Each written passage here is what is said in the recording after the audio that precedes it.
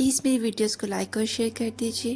اگر آپ میرے چینل پہ نیو ہیں تو میرے چینل کو سبسکرائب بھی کر لیجیے، اور سب سے امپورٹنٹ بات، ویڈیو کو اینڈ تک ضرور دیکھیے گا تاکہ آپ اس کے اینڈ کو انجوائے کر سکیں۔ تھینک یو سو مچ۔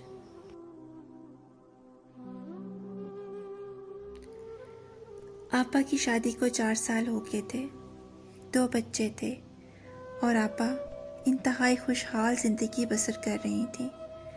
آپا کچھ بیمار ہوئیں تو بہنوئی نے امی ابا سے کہہ کر تھوڑے دنوں کے لیے مجھے وہاں بلوا لیا۔ میرا زیادہ وقت بچوں کی دیکھ بھال میں گزر جاتا، لیکن جیسے ہی میرے بہنوئی گھر آتے مجھے وہ اچھے نہ لگتے، اور ان کا رویہ ہمیشہ باعث الجھن ہوتا۔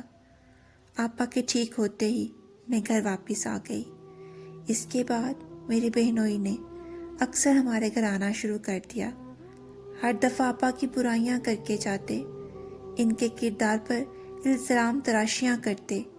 میرے والدین آنکھ بند کر کے میری بہنوئی پر یقین کرتے تھے، آپا کو ہی برا بھلا کہتے۔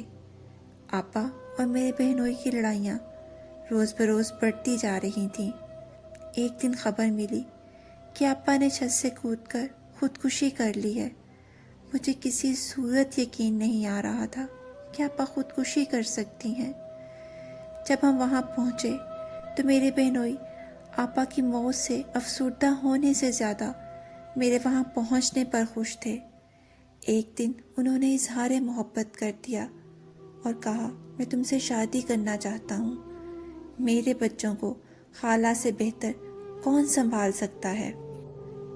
دل کیا کہ اس انسان کا منہ توڑ دوں، لیکن میں اس انسان کی اصلیت سب کو دکھانا چاہتی تھی۔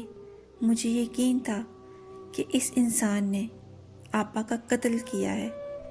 میں نے اپنے بہنوئی کو اپنی محبت کا یقین دلانا شروع کر دیا۔ جب اس کو یقین ہو گیا کہ میں اس کی محبت میں اندھی ہو چکی ہوں، تو ایک دن اس کے منہ سے نکل گیا کہ میں تم سے تمہاری بہن کی زندگی سے ہی محبت کرتا ہوں۔ تمہیں پانے کے لیے میں تمہاری آپا کو طلاق دینا چاہتا تھا، لیکن وہ میرے ارادے بھانپ گئی تھی۔ میں تمہاری محبت میں اتنا اندھا ہو گیا تھا کہ میں نے اسے چھت سے نیچے دھکا دے دیا اور اسے خودکشی کا نام دے دیا۔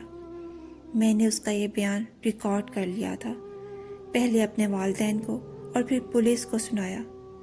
میرا بہنوئی آج عمر قید کی سزا کاٹ رہا ہے۔ میں نے آپا کے بچوں کی خاطر شادی نہیں کی۔ آج میں آپا کے بچوں کے ساتھ ایک خوشحال زندگی گزار رہی ہوں، اور شکر گزار ہوں کہ اللہ نے مجھے اس بھیڑیے کا شکار ہونے سے بچا لیا تھا، اور اس کا اصلی مکروہ چہرہ سب کے سامنے آ گیا تھا۔